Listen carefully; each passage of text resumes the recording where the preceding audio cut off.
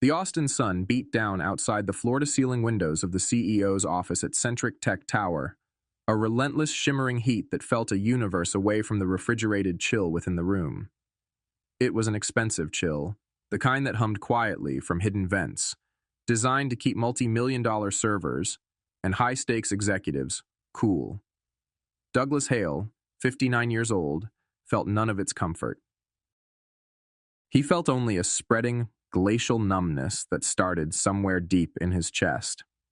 Across the vast expanse of polished obsidian desk sat Nolan Pierce. 38, impossibly tailored, with a watch that likely cost more than Douglas's first car, and a tan that spoke of weekend jaunts to places far removed from coding marathons and server farm crises.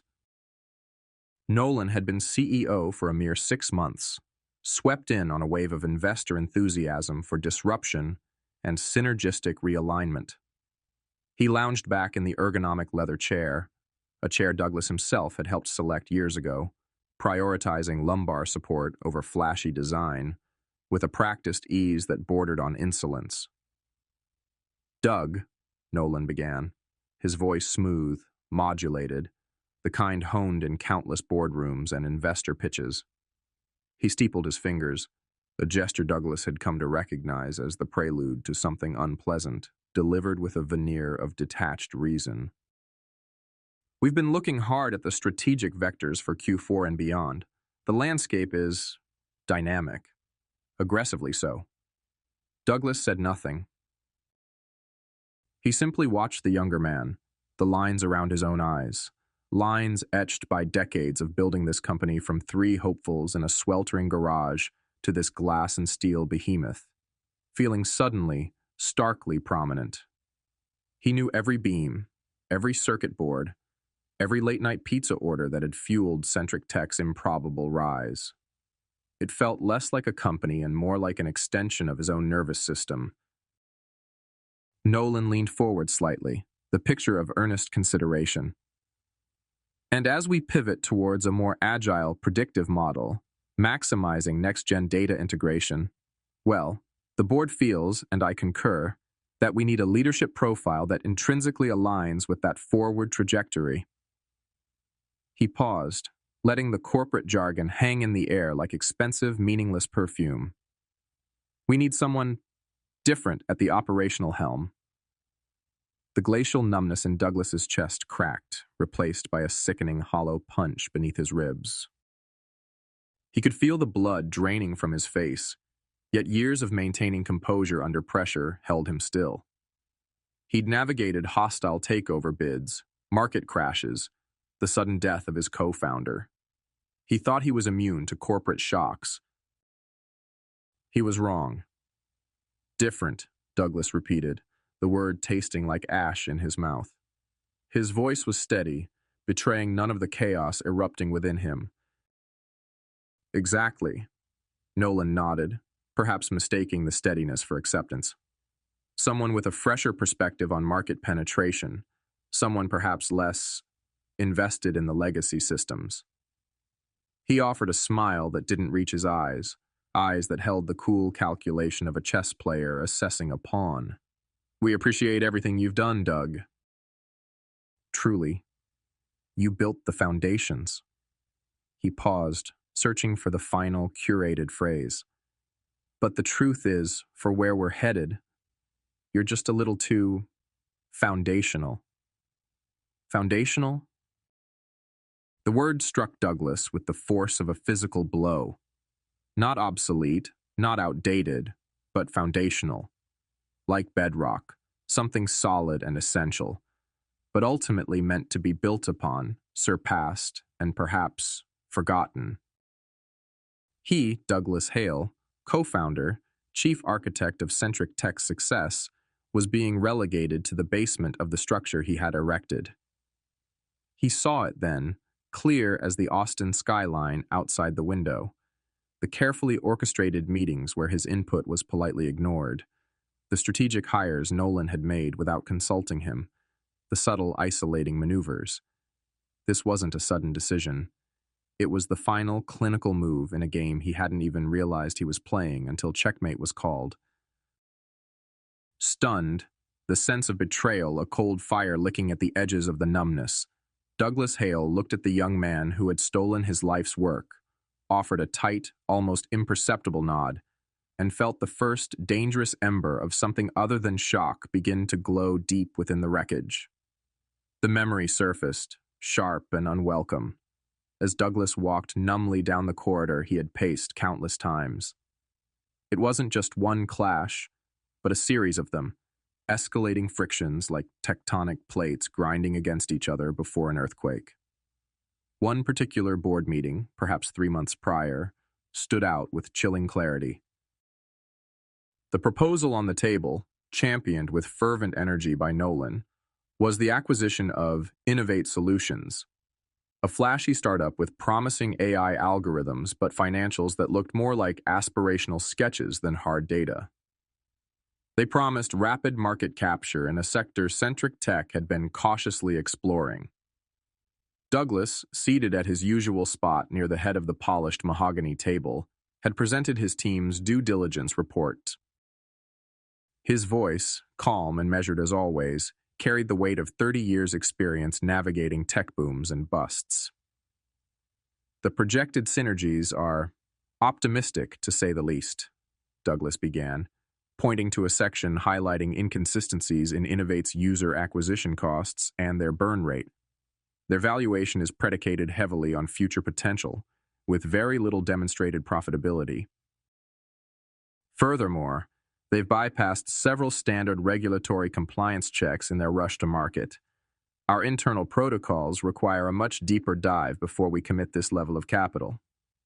He outlined the risks, potential integration nightmares, the high probability of overpaying based on hype, the reputational damage if Innovate's compliance shortcuts were exposed. He advocated for a phased approach, a smaller strategic partnership first, to test the waters. Nolan, across the table, barely waited for Douglas to finish. He chuckled, a sound devoid of genuine humor. "Doug, with all due respect," he started, the perfunctory politeness already wearing thin. "That's precisely the kind of legacy thinking that keeps companies like ours playing catch-up." He stood, pacing slightly, radiating restless energy. "Innovate is the disruptor in this space. While we're testing the waters, our competitors will have swallowed them whole. Speed, gentlemen, is the currency now. Calculated risk is the game." He gestured dismissively towards Douglas's report. "This focus on protocol and deep dives, it's anchoring us to the past. We need to be bold, decisive." He turned his charm on the other board members, his voice resonating with conviction. "Are we going to let outdated caution dictate our future? Or are we going to seize the opportunity that's staring us in the face?" He subtly framed Douglas's prudence not as wisdom, but as fear. His experience wasn't an asset. It was baggage. Douglas watched as several board members, newer appointments swayed by Nolan's aggressive rhetoric and the allure of quick wins, nodded along. He saw the flicker of doubt, then capitulation, in the eyes of even some older colleagues who usually valued his judgment. They were caught between respecting the man who built the company and fearing being left behind by the man promising to reinvent it. "These protocols aren't outdated caution, Nolan," Douglas interjected, his voice firm despite the shifting tide in the room. "They are safeguards built from hard-won experience, designed to prevent catastrophic errors." Nolan just smiled that cool, dismissive smile again. "Experience is valuable, Doug. No one denies that. But sometimes..." He leaned in slightly, lowering his voice conspiratorially. "It can make you a little resistant to necessary evolution, a little too comfortable with the old ways." He didn't use the word obsolete explicitly in that meeting, not yet. But the implication hung heavy in the air, sharp and stinging. The acquisition was approved, fast-tracked over Douglas's documented objections. It was one of several instances where meticulous process was sacrificed on the altar of speed, where long-term stability was traded for short-term buzz. Each time, Douglas felt a piece of the company's carefully constructed foundation chip away, replaced by Nolan's glittering but potentially treacherous facade. The clash wasn't just about policy, it was a fundamental conflict between building something to last and chasing the next big thing, regardless of the cost. And Douglas knew, even then, which philosophy was losing ground. Back in the office that was no longer his, the silence felt heavy, punctuated only by the soft rustle of papers and the clink of small personal items being placed into a cardboard box. The panoramic view of Austin, once a symbol of achievement, now seemed indifferent, mocking. Douglas moved with the slow, deliberate motions of someone performing a task both mundane and deeply painful. He picked up a framed photograph from the corner of the desk. Eleanor, his late wife, smiling at him from a beach vacation years ago, her eyes full of light. Cancer had taken her 2 years prior, a blow far more devastating than any corporate maneuvering. Her absence was a constant ache, a hollow space nothing could fill. Beside the photo went a slightly worn technical manual he'd co-authored in the early days, then the sleek metal model of the Odyssey satellite, Centric Tech's first major government contract win, a triumph they had celebrated long into the night. Each item felt like a small shard of his life being packed away. Finally, he reached for his old leather briefcase. It was worn smooth in places, scarred from countless trips, boardroom meetings, and late nights. Eleanor had given it to him on their 10th anniversary, a lifetime ago. It felt solid, familiar in his hands, a tangible link to the man he used to be, the life they had shared. He unsnapped the brass clasps, the sound echoing slightly in the quiet room. As he started emptying the side pockets, old pens, a forgotten USB drive, business cards from conferences past, his fingers brushed against something tucked deep beneath the worn fabric lining. It wasn't just loose paper, it felt thicker, deliberately placed. Puzzled, he eased it out. It was an envelope, cream-colored, slightly yellowed with age, sealed, with no address or name on the outside.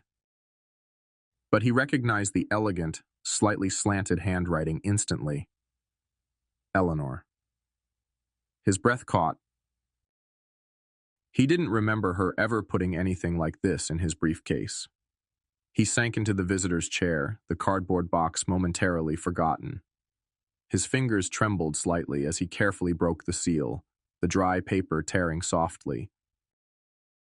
Inside, a single folded sheet. "My dearest Douglas," the letter began, the familiar loops and swirls of her script bringing a fresh wave of grief washing over him. "I write this knowing my time grows short, my love, but there's a worry that lingers, a shadow I can't quite shake. You pour so much of yourself into Centric Tech, your heart and soul are woven into its very fabric. It's admirable, truly. But your goodness, your inherent trust in people, sometimes it makes you vulnerable. I have this nagging feeling, a premonition perhaps, that someday someone will come into the company, charming and full of promises. They won't look like an enemy. They'll talk about progress, about the future.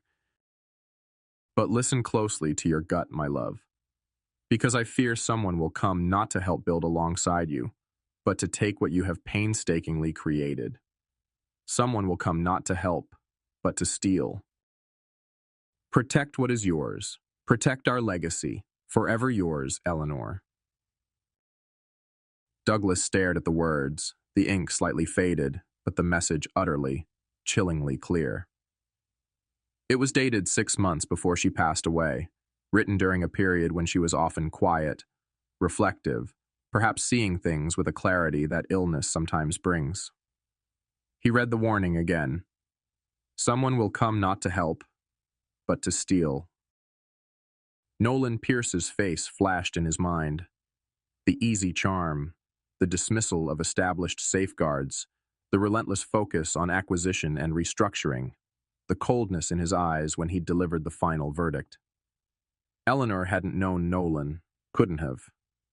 Yet her words felt like a direct, posthumous indictment. He carefully folded the letter, the fragile paper a stark contrast to the sudden, hard resolve forming within him. The numbness began to recede, replaced by the slow burn of Eleanor's warning igniting the embers of his shock and betrayal. This wasn't just about his job, his bruised ego. It was about the legacy Eleanor had urged him to protect. He held the letter tightly, a talisman against the encroaching darkness, his gaze fixed on the indifferent city skyline. She had warned him, and now he had to listen. That night, the glow of multiple monitors cast long, dancing shadows across Douglas's home office. The rest of the house was dark, silent. Sleep was an impossibility, replaced by a cold, razor-sharp focus he hadn't felt in years. Eleanor's letter lay beside his keyboard, a silent witness. Fueled by black coffee and a simmering, righteous anger, he began. Accessing the legacy administrative backdoor wasn't simple. He'd designed it that way, layers of authentication and cryptic protocols known only to him, a final failsafe against external threats. He'd never imagined needing it against an internal one.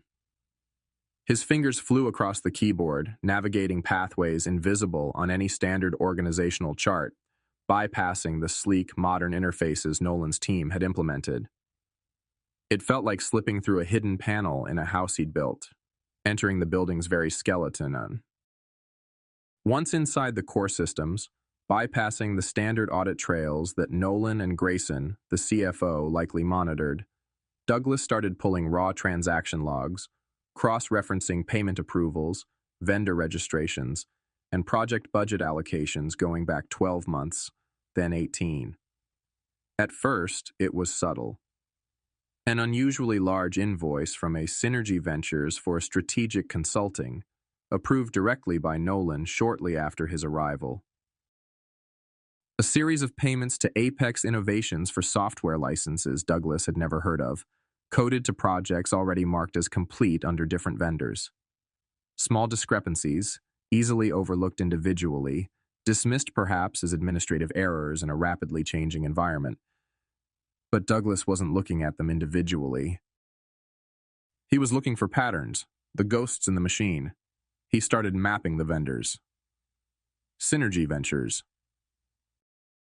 Apex Innovations, Nova Core Global, names that felt hollow, corporate speak shells. A quick encrypted search through external databases revealed they were all recently registered LLCs, often with post office box addresses or registered agents in Delaware or Nevada known for shell corporation services. None had a significant online presence, employees, or verifiable business history beyond their sudden contracts with Centric Tech. He dug deeper, tracing IP addresses associated with invoice submissions, cross-referencing director names buried in incorporation documents.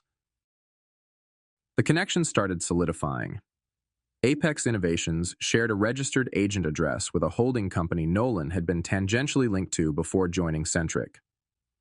Synergy Ventures Incorporation documents listed, briefly before being amended, a name associated with Grayson's previous firm. Then came the offshore links. Large sums, routed through Apex and Synergy, ended up in accounts in jurisdictions known for banking secrecy: the Cayman Islands, Switzerland. Millions. Not small-time skimming, but a systematic siphoning of Centric Tech's resources, masked by the chaos of restructuring and the jargon of innovation. The Innovate Solutions acquisition he'd argued against, funds allocated for its integration, appeared to have been partially diverted through these same shell entities. A cold fury settled over Douglas. They weren't just pushing him out. They were looting the company he'd bled for, using Nolan's disruption as cover for grand larceny. Eleanor's words echoed. Not to help, but to steal. He worked through the night, meticulously downloading encrypted copies of everything: transaction logs, falsified invoices, approval emails bearing Nolan's and Grayson's digital signatures, hidden routing codes, incorporation documents of the shell companies. He saved them onto multiple hardened drives, creating redundant backups. This wouldn't be a vague accusation. It would be a precise, undeniable roadmap of their corruption.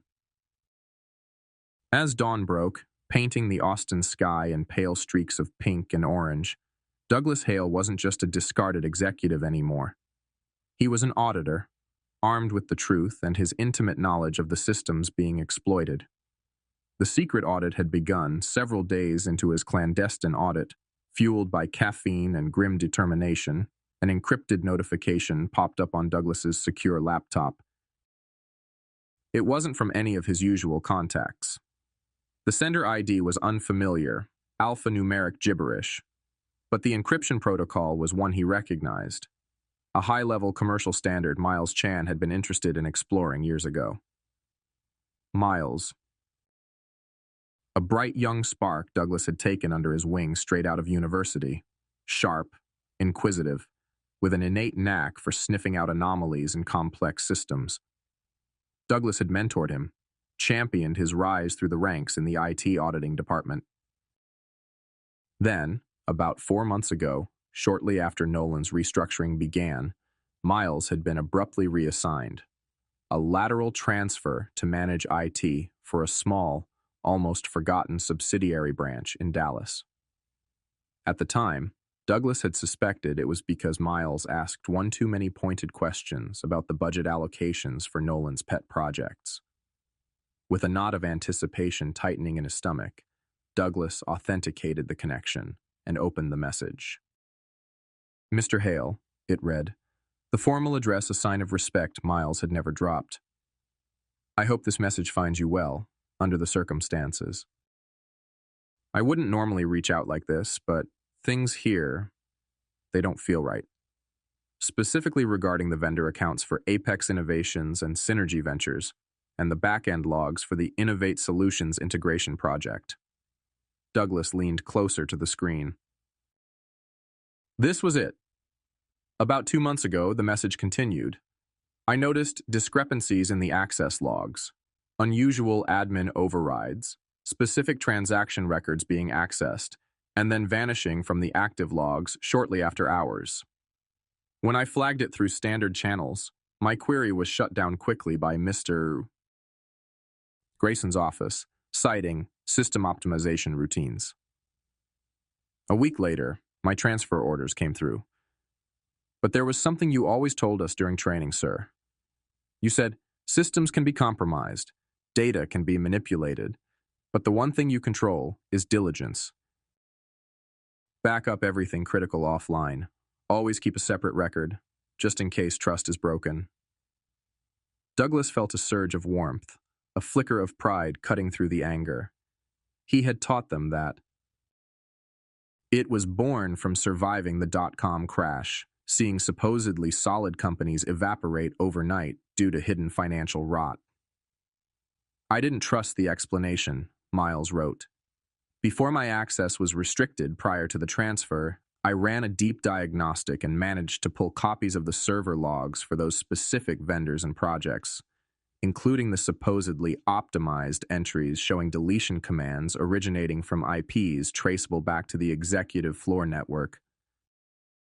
I secured them offline just like you taught us.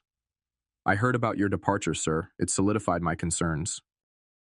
I don't know what you're planning or if this is useful, but I felt you needed to have this.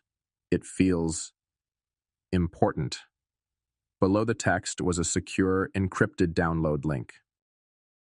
Douglas's hands were steady now as he initiated the download. The files were heavily encrypted, but Miles had included the necessary decryption key in a separate, equally secure follow-up message. As the data package transferred, Douglas felt a profound sense of validation. His own findings were damning, but these recovered logs, evidence of active deletion and manipulation attempts originating from the highest levels, were the smoking gun. They proved intent. They proved a cover-up. Miles Chan, the quiet protege shunted off to Dallas, hadn't just remembered a lesson, He had provided the key to unlocking the entire conspiracy. Douglas typed a short, encrypted reply. "Thank you, Miles. More useful than you can imagine. Stay safe. D. The fight was no longer just his. It was for every ethical employee Nolan and his cronies had sidelined or intimidated. It was for the integrity Miles had bravely upheld. And it was, most definitely, for Eleanor. The grand ballroom of the Austin Fairmont Hotel glittered under the blaze of recessed lighting. Centric Tech's annual shareholders meeting was always a lavish affair, a performance designed to impress, reassure, and project boundless confidence. This year, under Nolan Pierce, the production values had been dialed up even further. Sleek digital banners flanked the stage, pulsing with the company logo. Waitstaff circulated unobtrusively with artisanal water and gourmet pastries. In the audience sat a sea of expectant faces, major investors in sharp suits, pension fund managers looking stern, tech analysts tapping away on tablets, and a healthy contingent of financial press, hungry for a story. On stage, Nolan Pierce was in his element. Bathed in the warm glow of the spotlights, microphone clipped expertly to his lapel, he moved with the fluid confidence of a rock star CEO. Behind him, a massive screen displayed dazzling upward trending charts, revenue growth, market share capture, user engagement metrics, all meticulously curated to paint a picture of unqualified success since his arrival. And as you can see from these Q3 projections, Nolan declared, his voice amplified, echoing slightly in the vast room, our pivot towards AI-driven analytics, spearheaded by the Innovate Solutions integration, is already yielding exponential returns. We haven't just weathered the market fluctuations, we've capitalized on them. Centric Tech isn't just keeping pace, we are setting the pace. He gestured towards another soaring graph, this one depicting shareholder value. This isn't just growth, it's hypergrowth. This is the future we promised, delivered ahead of schedule. This is the power of bold vision and decisive action. He paused for effect, soaking in the polite applause beginning to ripple through the audience. His smile was broad, triumphant. Then, it happened. The massive screen behind Nolan flickered erratically. The soaring graph vanished, replaced momentarily by digital static, then complete blackness. A collective murmur went through the crowd. Nolan frowned, turning slightly towards the unseen tech booth at the back, an expression of annoyance flashing across his face. "Bit of a technical glitch, folks," he said into the mic, forcing a chuckle. Guess the hyper-growth overloaded the system. But the screen didn't return to his presentation.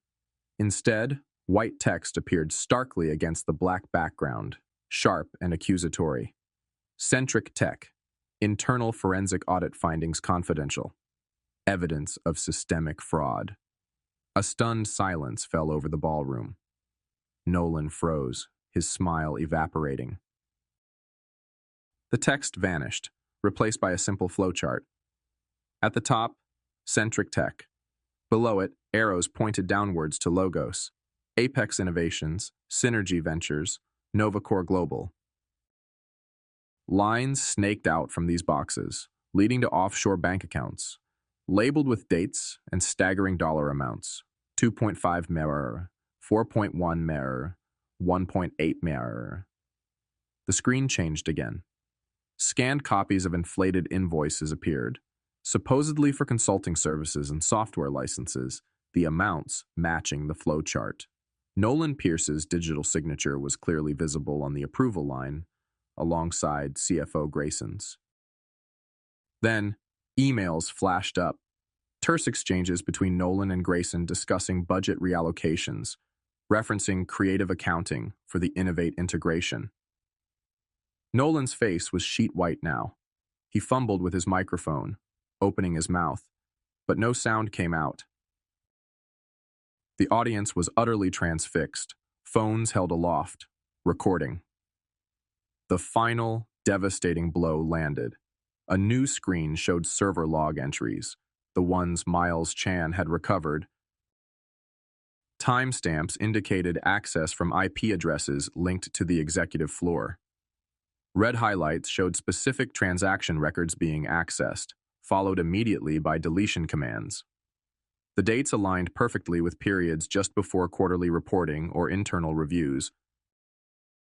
Below it, a simple caption: Evidence tampering deletion of audit trails.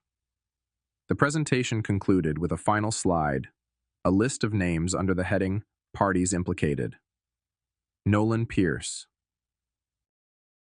Arthur Grayson, CFO. Two prominent board members who had most vocally supported Nolan's initiatives. The silence in the ballroom finally broke, not with applause, but with a cacophony of gasps, angry shouts, and the frantic clicking of cameras from the press section. Nolan stumbled back a step, eyes wide with panic and disbelief, finally understanding the full scope of the ambush. The carefully constructed facade of success had just been publicly, brutally, and irrevocably shattered. The hijack was complete.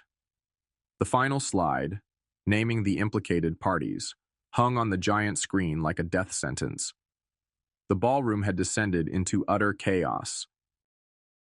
Shareholders were shouting questions, demanding answers. Reporters scrambled towards the stage, microphones thrust forward like weapons.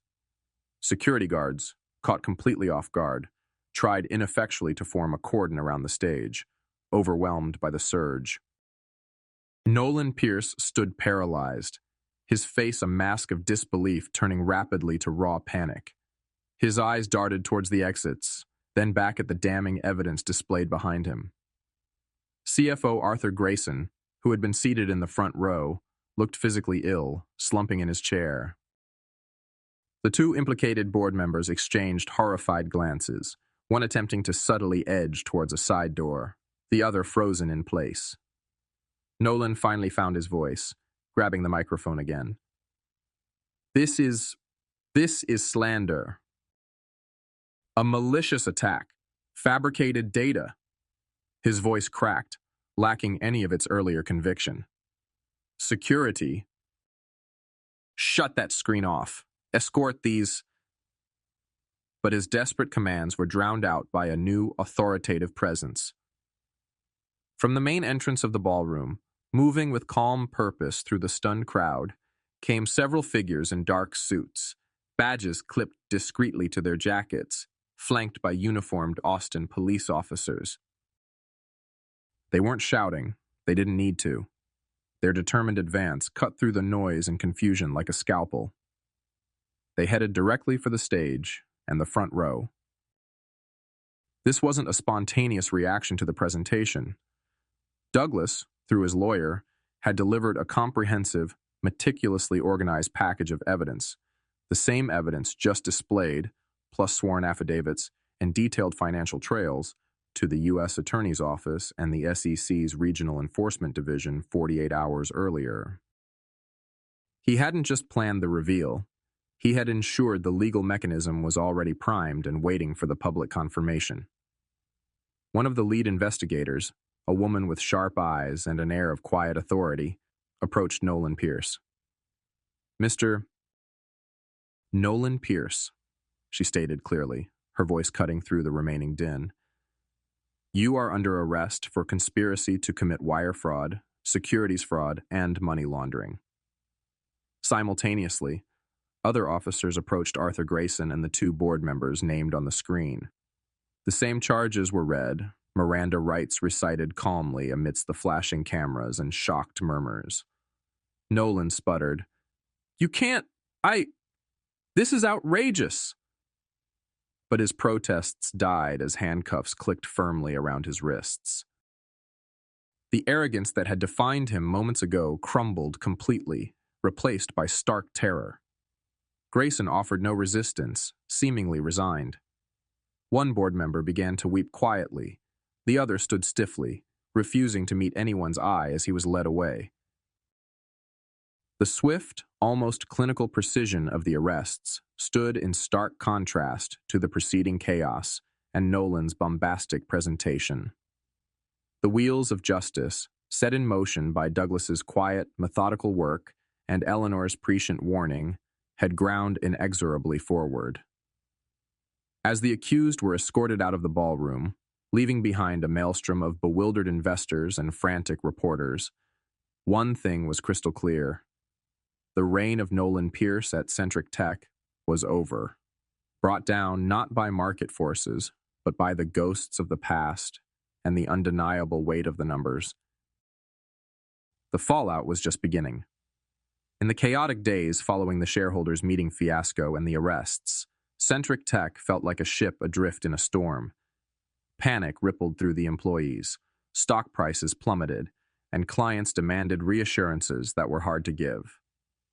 The remaining board members, those not implicated in the scandal, scrambled to contain the damage, holding emergency meetings behind closed doors, their faces grim. The glittering facade Nolan Pierce had built had crumbled, revealing rot underneath, and they were left staring into the abyss. It didn't take long for the inevitable conclusion to surface. The company needed stability, credibility, and leadership that understood its core values. Leadership untainted by the recent corruption. There was only one logical choice, albeit one that required swallowing a considerable amount of pride. An urgent, formal request was dispatched to Douglas Hale. It wasn't just an offer, it was a plea. The interim board chair, a cautious veteran executive named Helen Carmichael, who had always been skeptical of Nolan's meteoric rise, made the call personally. "Douglas," Helen's voice was weary but direct over the secure line. "The board has convened. We've reviewed the situation, the entire situation, including the circumstances of your departure. We were misled, grossly misled." There was a pause, heavy with unspoken apology.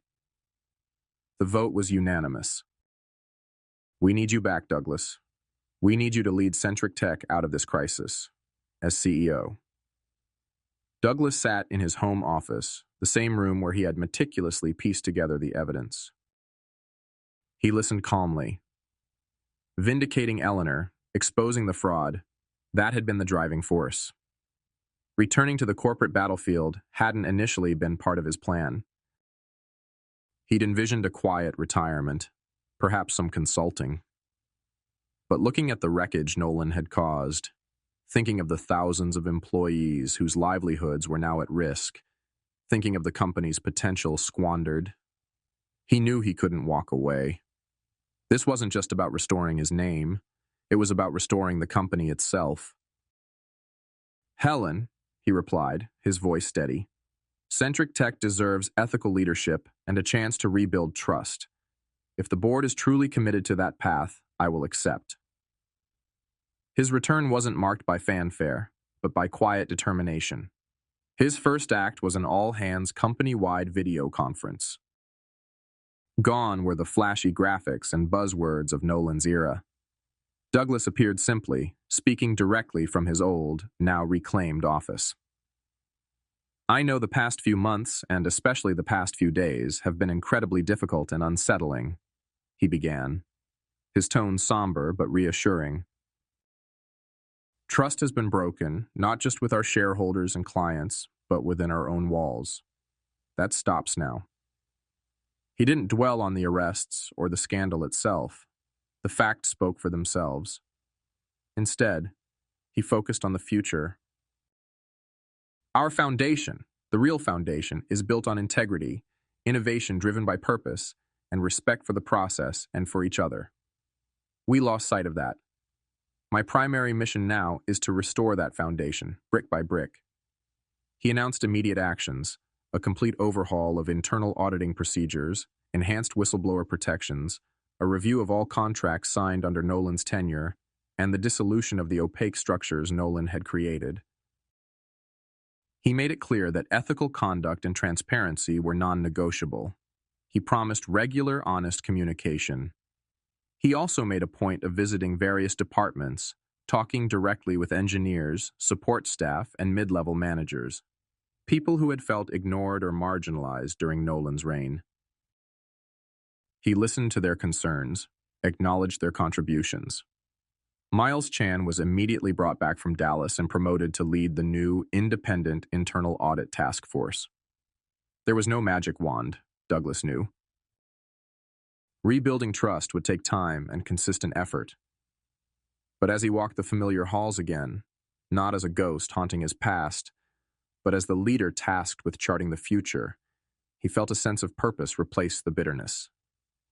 He wasn't just reclaiming his position, he was reclaiming the soul of Centric Tech. The restoration had begun.